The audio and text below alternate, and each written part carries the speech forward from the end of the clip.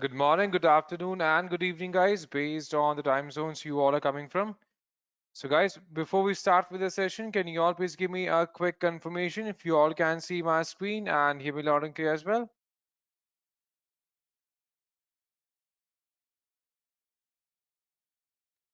Perfect. Thank you for the confirmation, everyone. So, before we get started, let me quickly introduce myself to you all first. So, my name is 𝐒𝐳𝐥𝐞-𝐁𝐴, and I've been working in this IT industry for more than 13 years now. So before we get started, let me quickly introduce our masterclass community with you all. So this community of masterclasses was started back in 2019, and since then we have been closing into almost more than 31,000 members so far. And in these masterclasses, we conduct multiple webinars and live events on different topics, including blockchain, IoT, artificial intelligence, machine learning, big data, and multiple front-end and back-end development technologies. And the best part about these webinars are they are absolutely free of cost, so there are no charges involved here. And these webinars are a really great platform for anyone to get into the field that they are interested in by learning the technologies that are required for getting into that particular domain. So to be a part of this entire group, we can refer to this link here which says join the group, and then we will be notified with the entire list of all the webinars that we have planned for the month so that we can join accordingly. So the main motive of this session is to discuss on how exactly we can work with functions on Tableau platform. So we are going to discuss on that. All right, so in Tableau, first of all, as a part of the session, we are going to discuss on what exactly Tableau is and the Tableau functions. And then we are going to see a small hands-on on top of Tableau as well. So first of all, what exactly Tableau is? So Tableau is one of the most popular BI platforms, BI as in business intelligence platform, which is famous for creating interactive data visualization products focused on business intelligence. So Tableau helps the world's largest organizations unleash the power of their most valuable assets, their data and their people, and it allows the customers to spend more time on data analysis and less on data wrangling. So if we talk about Tableau functions, then there are multiple functions involved here in Tableau. First of all, we have number functions, we have the functions, and again, within number, we have multiple functions. For example, we have the ABS, we have cost, floors, hexbin, assign, we have ceiling, we have max, round, square root, sign. So we have multiple functions available here. And that is what we are going to discuss on step by step as we proceed further. But first of all, if you want to get started working on Tableau, then we need to install Tableau public desktop version in our system. So Tableau Public is offered as a community edition, so there are no licensing required here, and we can use it for free under limitation for granting the access, for creating multiple visual reports based on our own data access here. All right, so once we have this downloaded, so we will be able to open up Tableau in our system. Let's open this up. So here we have Tableau version available here, and then once you are working with Tableau, we can connect to any particular data sources. For example, we can get connected to Excel, to text file, to JSON script, depending upon the configuration requirement. So that is where we can get connected to Tableau platforms. And here, let's say we want to get connected to any of the Excel file here. So if we do have the data available in Excel sheet, then we can simply choose Excel sheet. We can choose any of data sources, for example, Global Financial Superstore. Once we have downloaded it, we can open this up as a part of Excel sheet file, and then we can get started. So here we can see here we have the access to Global Superstore, and when we are interacting with any data set, we can define the sheet. So for example, in this Excel file, we have two sheets with us. And now if we want to define the entire schema, we want to establish the entire relationship, then we can do that easily as and when required. So now we are going to make use of this orders sheet here. So we can see here we have in this particular file, we have row ID, order date, shipment mode, customer ID, customer name, segment, postal code, city, state. We have these kind of values available. And then we can proceed by selecting by selecting this sheet. so that we can work on its analysis and derive some meaningful information out of it.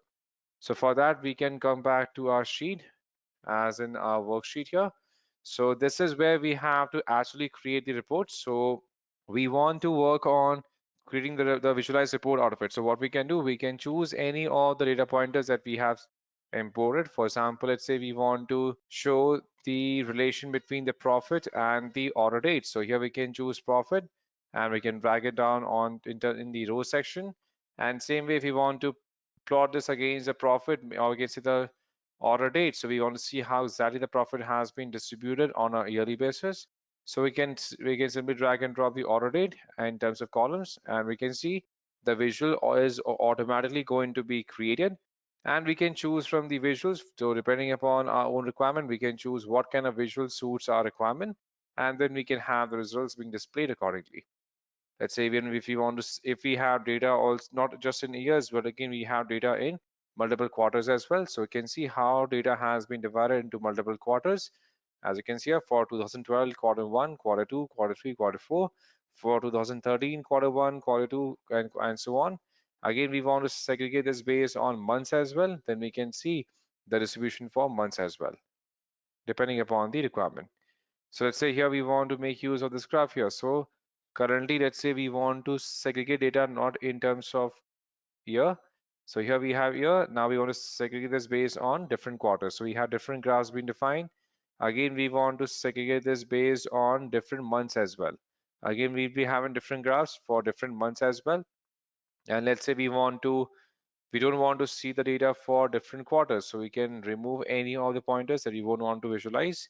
And then if you want to see a single graph, but again, different legends being used for different years, that we can drag and drop years into any of the columns, and we can see the entire distribution is now visible with having a clear picture of how the profit has been distributed from one year to year. And so same way, depending upon the data set, we can choose any kind of visuals as and when required. And if you want to work on functions, then first of all, we have to click on Analysis tab. And here we have Create Calculated Field. So you can define any type of field that you want to work on. For example, here we want to work on the absolute function. So here we can define the name as absolute. And then we can define what kind of function we want to create here.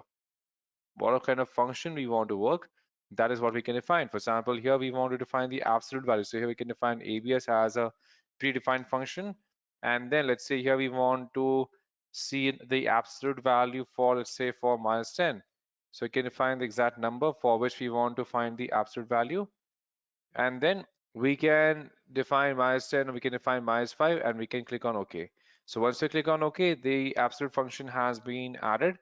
And then if you simply drag and drop in any of the other sheets, for example, we can drag and drop, and again, we can see the value again, depending upon the data pointers currently being chosen, that is going to be visible here.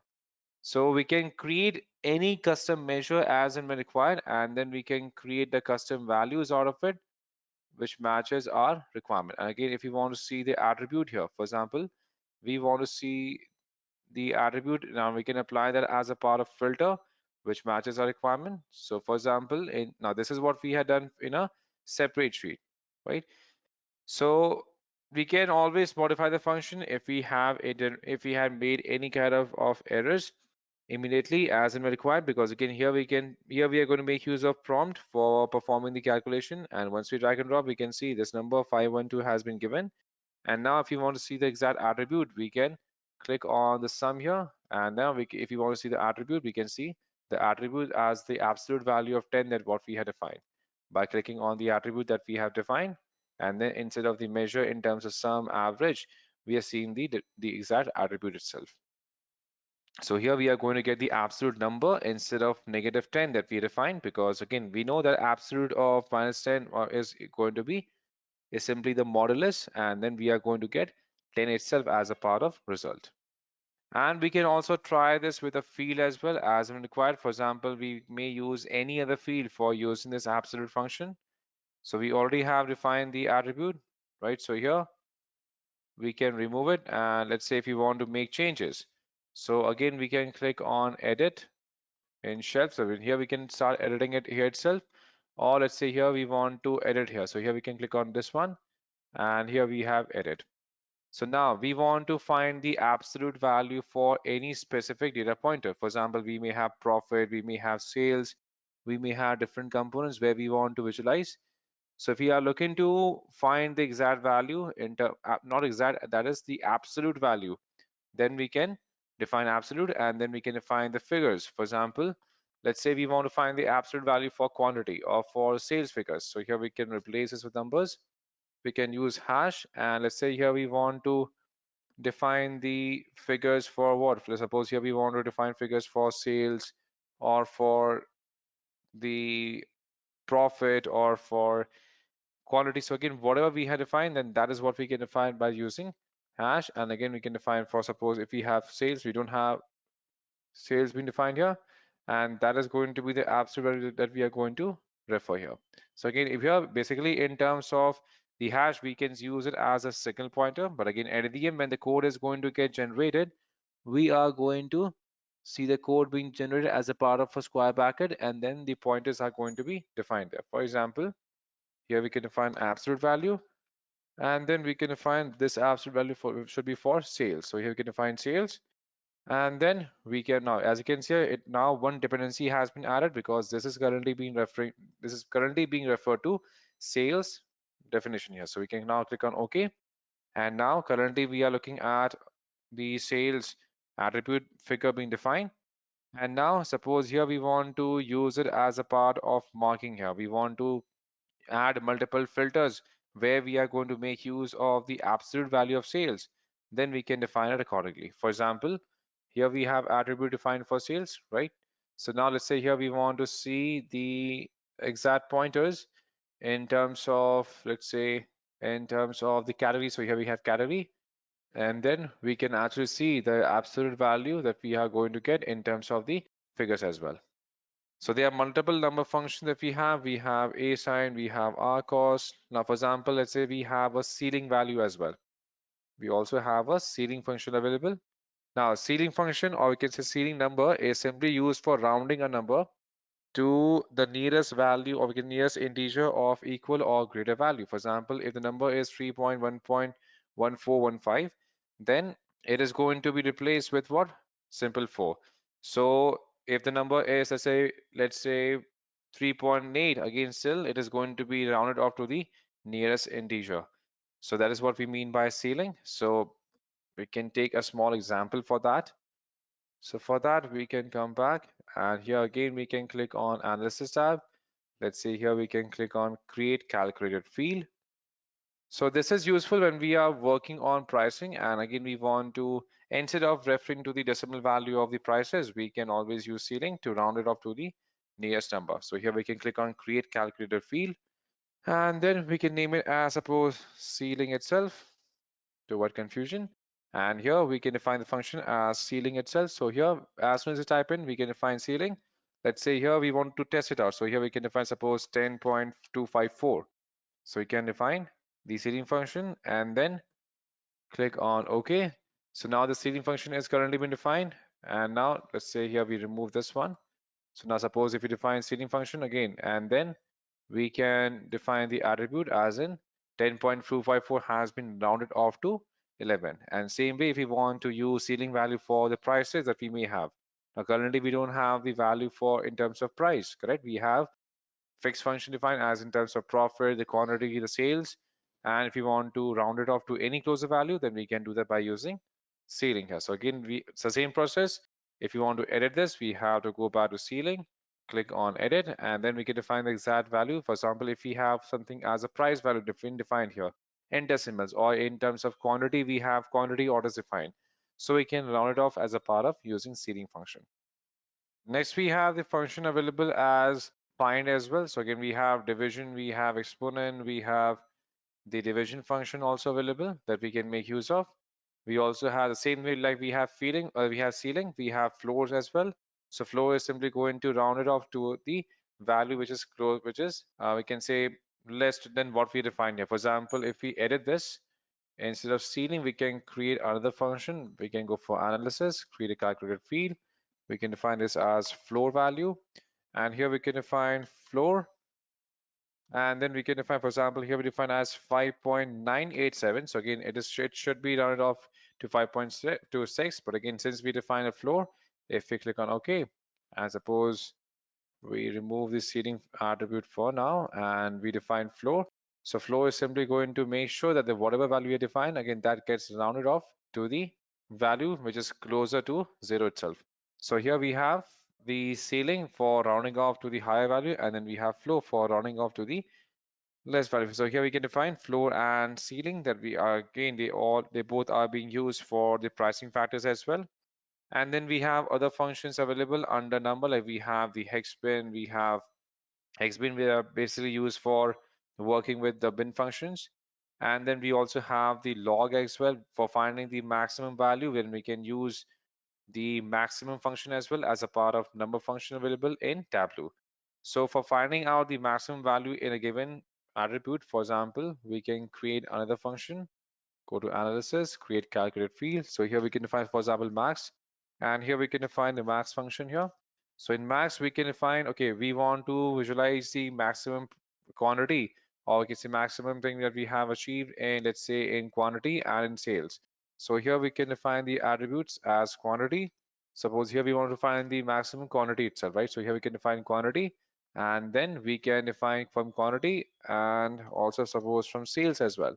So we can choose from both, from quantity and sales, and that's why these two different we can say entities are going to be calculated, and again the maximum value all of these are going to be defined. And you can see here, so here we have a sum here, and again we want to see the actual attribute. So again we have to apply multiple filters, and then we have to combine this with multiple other attributes in terms of the segments, and then we can visualize it depending upon the requirement. So if you want to find out the maximum again, but again in terms of the median values here, we want to find out the variation, the maximum, the minimum value, then we can define the conditions accordingly. So next we have different other functions available, like we have functions available for helping us in finding.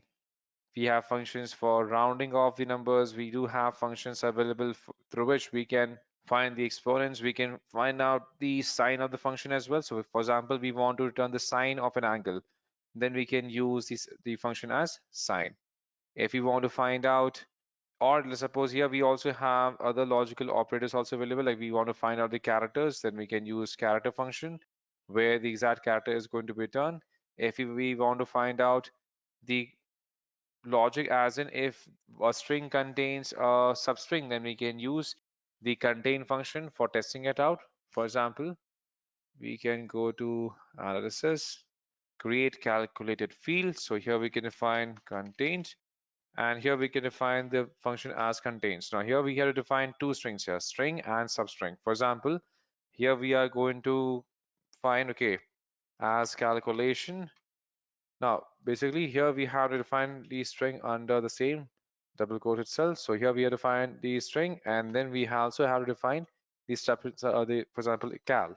So again, if it stands true, then we are going to see the value as true, or else false altogether. So here we have the function defined as contains. And now if we remove the other attribute here, if we simply drag and drop here, so as you can see, it says false because again, at the end, we are going to make use of this as a part of ABC, and ABC is not available in the function that we define, right? So this is what we can define as a part of the contain function, which is basically used for checking if a string is available, if a substring is available within a string or not. Same way we have ends with, same way we can make use of find as well. So again, if we are going to make use of find, so find nth is basically used to return the position of nth occurrence of any specific function. For example, suppose, apart from the find nth, again here we have find as well. So if you are looking to find a specific function, then we can find the find as well. So for example, we want to find out the position of nth occurrence of a substring. So there we can define the find n function. So for that, we have to go to the same analysis tab, create calculated field.